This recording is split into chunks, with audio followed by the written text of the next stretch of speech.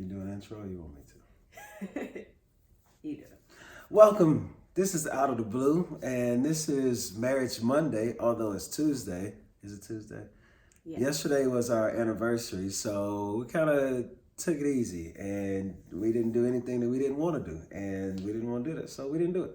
So, and it got kind of really late or whatever. Anyway, so our edition of Marriage Monday this week is, are you the marrying type? And the reason that we're doing this one is because whenever we were talking, just reminiscing, because we've been married 7 years now, but it really doesn't seem like that long. And Brian was like, "Oh, I've just always known I was the marrying type." And I'm like, "What?" And So you that is were what he was vice talking- versa, right? Right. I don't think I was the marrying type. So here's why I thought I was the marrying type. So I grew up in a two-parent household. My parents were like Heathcliff and Claire Huxtable, right? Like they never argued. They only had like mild disagreements, right? And I don't know, it's just like I was raised in the church. So you go to church and they're always preaching, go to school, get a job, get married, go to work, start a family, right? Like in that order, And so it's like, it's even when we went back to Mississippi last year, and somebody was talking to one of the younger boys, and it was like, "You ain't married yet?" And we looked at him and was like, "Whoa," like I guess that is a big thing. So I didn't realize how much that was drilled into me growing up, about how just marriage was just like a checklist. It was a to-do on your checklist. And but then deeper than that, I kind of alluded to this in my post a little bit, was like when I was growing up, I was an R&B dude, man. I loved Drew Hill, like R. Kelly, Drew Hill, Backstreet Boys. No, excuse me, Blackstreet Boys. Backstreet Boys was great. Absolutely not. And Blackstreet. No, absolutely not. Why don't we? Absolutely not. Blackstreet Boys. They weren't Blackstreet Boys. This is Blackstreet. Whatever. And but anyway, that was like my growing up album. And then Pimp C was introduced into my life, and I started hanging out with more of my friends, and we hit adolescence, and then it was more about like how many women can we get? Just that classic, like you go to the party and you want to see how many numbers you can pull that night. So anyway, but even in that era of my life, I was still wifing them up, man. I still had a girlfriend, right? It's crazy. Anyway, but yeah, so once I got out of that and got, into school and kind of like you go off to college, you're able to kind of, that's why I always tell people, like when you go off to school or away from your parents' house, it allows you to reinvent yourself to who you really want to be, and you get outside of everything that you were raised to be or everything that you grew up being. And so it was coming into my last years where I kind of really realized, like, okay, like I think I'm ready to settle down and actually find somebody. And then Tara I walked in the room. I was late, but you know what I'm saying? Anyway, I knew from an early age that I was the marrying type. And I even feel like I laugh and joke about it, that if Tara ever leaves me, I'm probably gonna either go find me an older woman or I'm just gonna be done. You can find him on Match.com. He's not gonna be done. There's no way. Yeah. You'll find him on Match.com. Anyway. But that won't happen. So why did you feel like you were not the marrying type? Well, I mean, I was raised in a church too, and so it was kind of the same deal. Like, oh, you go through school, you go to college, you meet somebody at college, you get married, you have some babies. Like exactly what I did, but that was not my plan because I grew up in a two-parent household too. My parents are still married, and I just felt like the benefits of being married as a woman weren't really what I needed. Like I felt like, oh, if I'm gonna have kids and then want to be at home, then yeah, I can see getting married. But I mean, there I remember in college, some guy like cussing me out because he was like, "You can't even cook." I was like, "You can't even build a house." Like, I'm about to have a degree in chemistry. I don't need to cook. Like, I don't need to do these. Like, I don't need to do laundry. I don't know how to do laundry. I never had to learn how to do that stuff because I was just really smart. So I just knew I was going to get a good job, make a lot of money, hire out whatever I don't want to do, and yeah. And so but also my mom went straight from her parents' house and then she got married. And she never lived independently on her own. So that was something I think she wanted for us. She wanted us to be able to have our own place and like explore life as a single adult before we went on and got married. And so I just always imagined that maybe I'll get married one day, but when I first got out of college, I would go and live in some nice city, downtown, in an apartment, and just live my life. I've always pictured I'd be an adult dating because when I was younger, like, I mean, I had a couple boyfriends in high school, maybe one or two were serious. But after my first like serious boyfriend, at the first sign of any type of trauma, we're gonna have to have an argument, I would just end it because I was just like, I don't want that. That's not what I'm trying to get. So I guess I just thought, I mean, every time we argued, I was like, yeah, this is over. And then he would just call me the next day, like, so what's up? Mm-hmm.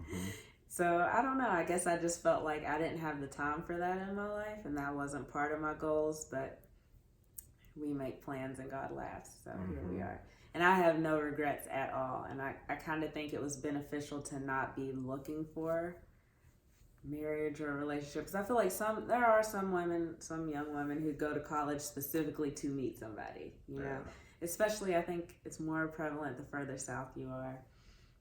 And that was not me, but I feel like if I would have been looking for it, I probably would have never found it. Because if I was looking for a husband, I wouldn't have been like, yeah, that guy with the green Cadillac, that's him. Like on the 22s, Davis. I would have been like, no, that's not what I'm gonna want. So yeah, I can't believe you were looking for a wife and were like, that girl right there.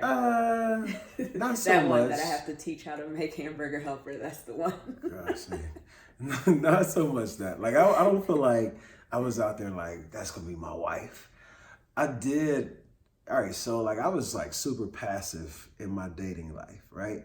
And I kind of like took what came to me, but I always like knew and felt deep down inside, the first person I really had to actively pursue would be the person that I would marry, and you were the first person I had to actively pursue, right? And so I don't know, it just happened. I can't tell you not one event where I was just like, that's gonna be my wife. Even when we was getting back together, and like I kind of was like, all right, for real this time. Like it still was so not. So backstory, I met Brian when I was 18 and he was 35. And I almost flipped you off. Sorry. No, I was 18. It was my first year at Marshall. I came in, and when I first started school, I still had a boyfriend back in my hometown. This is still your girl. And he fumbled, so here we were. But so we dated from about, I don't know, maybe like January or February until November 2009. Wow, 2009, 2009. So it's January 09 to November 09. Yeah, January till November in 2009. Yeah. And then we broke up. Brian actually broke up with me. And we were broken up until September 2010. Yeah. So that's what he's talking about when he says when we got back together. Yeah. And, I mean, even when we were getting back together, like that wasn't really what I was trying to do. Like, no. I remember thinking like when we broke up, like I was super sad, but I was like, well, this is kind of a relief. Like having a relationship, I feel like is stressful, especially if you feel like it's going somewhere, but you're not really trying to make it go there. It's just happening. Like it's like being on a roller coaster. And then to mention, like it was a long distance relationship, mm-hmm. and I didn't have no money at the time. Mm-hmm. Yeah, broke. We was both broke. Yeah, and I was like, this ain't the life I'm trying to live right now. And so that following September, I'd kind of gotten myself He together was still broke. financially. He was a little less broke. He's still pretty broke. And so anyway, it was a lot easier to pursue it. But all right, so like fast forward into how we even got married, I still wasn't completely sold. Like I was just having fun, you know. I knew you were better than the other girl. And so I mean, it was like I got to a point. It was almost like a crossroads, and I'll tell the story real quick. So I was dating this girl here in Lex, and Tara was in West Virginia, I still was at still school. finishing up at Marshall because I was so much younger. And so this girl got mad because I ate an apple out of her fridge.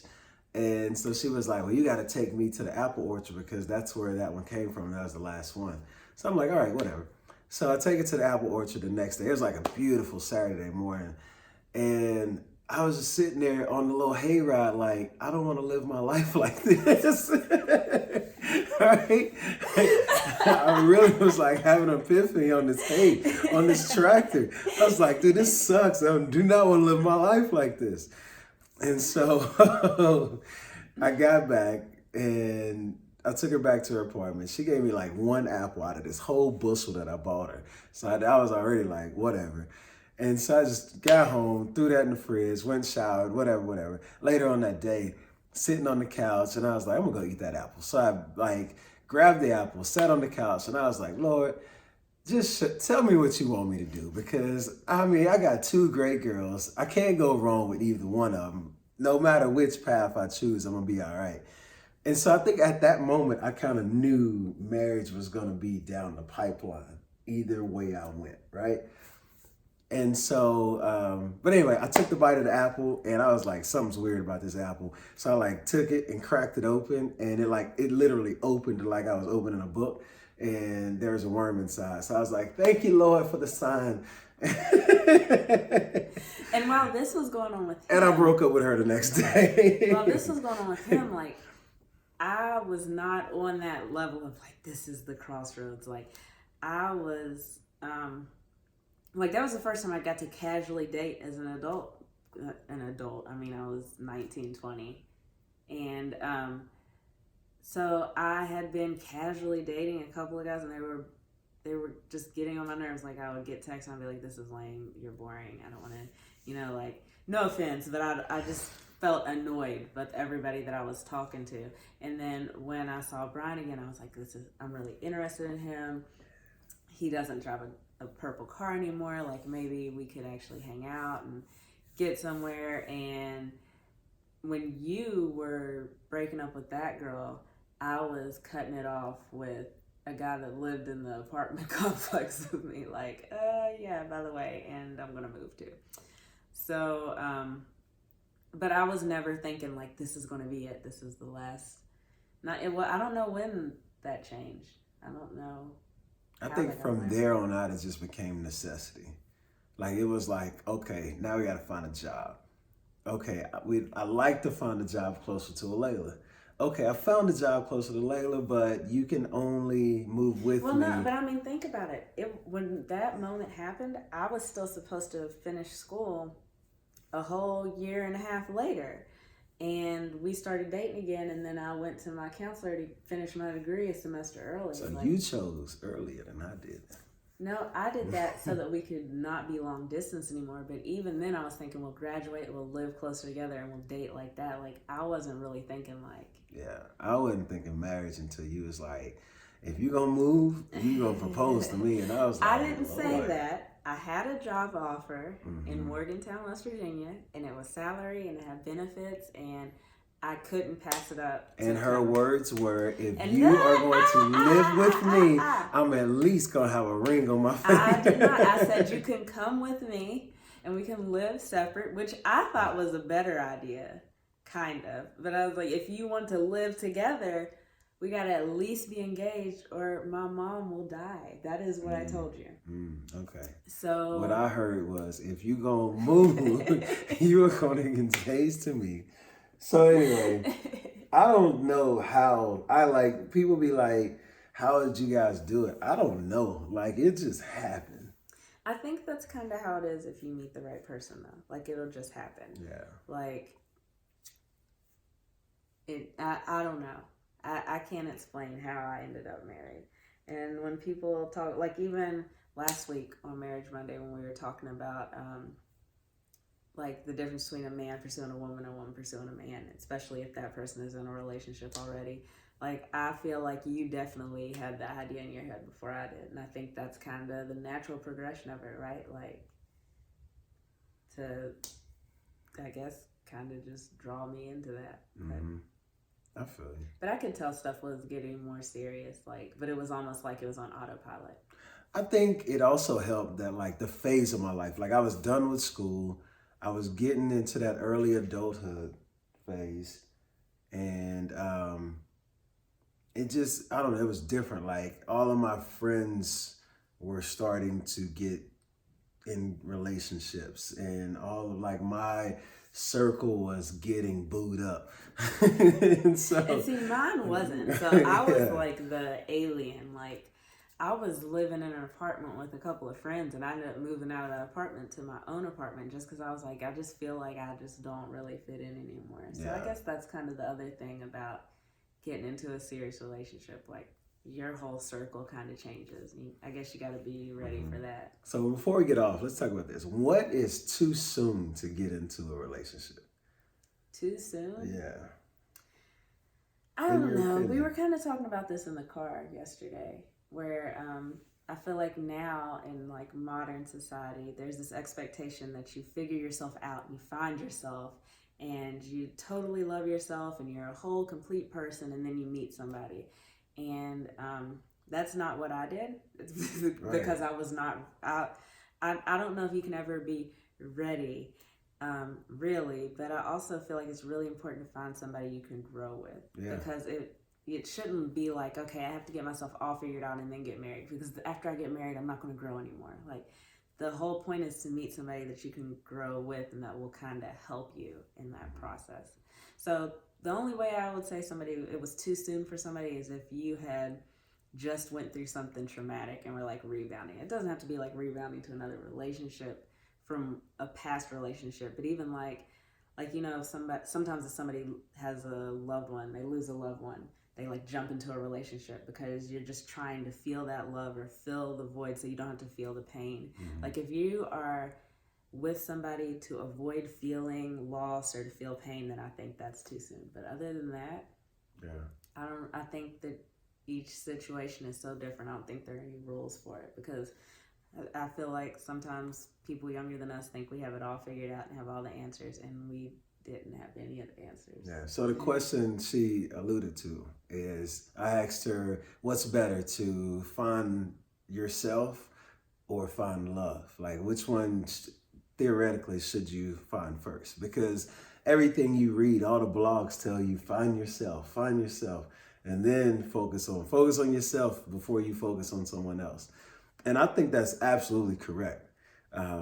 I think Will and Jada got it figured out when they were like, you love Will and I Jada. do love Will and Jada. They got it figured out because they were like, look, I can't come to you and say, fill me up.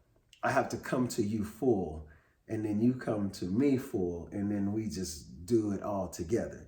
But I can't come to you on E and like drain you of your energy, because then I only walk away with half, and now I've taken half of what you got as well, right? And so, I don't know, like, it's a good question. I think if I had to offer advice, I don't like to offer advice, but if I had to offer advice, I would say to find yourself. And then in the process of finding yourself, if somebody threatens you with an ultimatum, then do what you got to do. Wow. What a terrible ultimatum. Look at this empire I built for us. Okay. And so, but anyway. I think what you said is right. I think that you should never, ever be looking to find love, because I feel like it's very seldom you'll find it that way.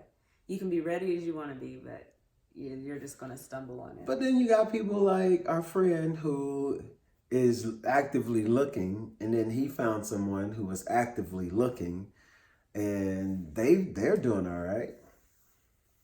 I know a few people that are like that, you know? Well, maybe that's because they already got themselves together and now they're like, Yeah. that's checked You know, I off. think it's different if you're dating on the, you know, Yeah. if you're older and dating. Yeah. I'm not trying to call anybody old, but I mean, if you are, you know, Established. 40s and above and dating, it's Established. different than if you are 20s and 30s. Yeah. Anyway, all right. So, are you the marrying type?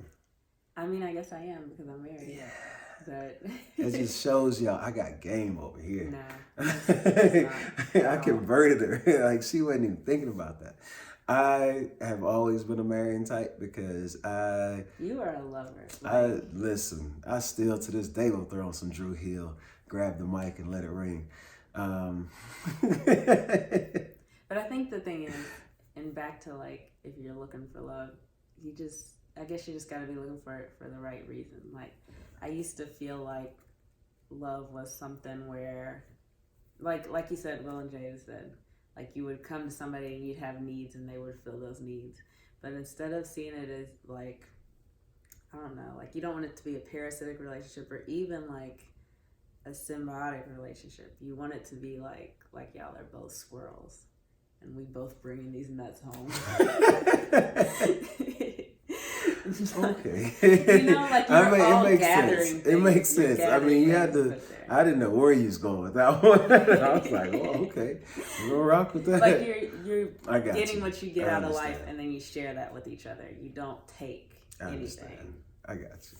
So if you're looking for somebody to share with, I guess you could be. But I think younger people are not. So as you were talking, I thought about what our next Marriage Monday should be, and I think we should talk about ideologies of raising kids. Ooh, yeah, that's a very good one. We're trying to figure out our ideology. That'll be deep and shallow at the same time. Yeah. So I think that'll be a good one because I was telling you in the car the other day, like we used to have a dog. When we first got the dog, first thing I did was get online, like how to train a dog, how to potty train a dog, how to walk a dog on a leash, like how to crate train a dog, all these things, because I was okay with knowing nothing about it. But we had a baby, and I was like, okay, well, we're just going to do this. Like straight winging it. All these books. Like I feel like most parents, I would confidently say most parents have not spent more than an hour reading up on how to parent. Right. I would put myself in that category. And then you get the parents who've read everything about how to parent and the kid is going ham on them. And they're just like, but it's okay. And I'm like, no, it's time to punch that kid. Yeah, okay. We're not going to punch any kids. We're not punching kids. No, we're not going to punch the kids. I do know that is my ideology. We're not going to strike children. But we're going to find guys, a better I'm the primary parent in this house, if this made you worry. I'm the primary parent. LB last night, he thought I was going to whoop him. And I was like, why would I whoop you? The ground just taught you a better lesson than I can ever teach you. And he fell? Because he didn't listen. I was like, why would I whoop you? You are feeling pain because you didn't listen. One day. Anyway. Yes. If you are tuning in on Facebook, we are streaming this on Facebook Live and recording it for our YouTube channel, Out of the Blue. I'll put the link in the comments. Please subscribe, like the video, comment, watch it on there to support us. And we'll be on every Monday, unless it's our anniversary or a national holiday. And we'll be on every Monday with Marriage Monday. See y'all next week. Peace, love, happiness.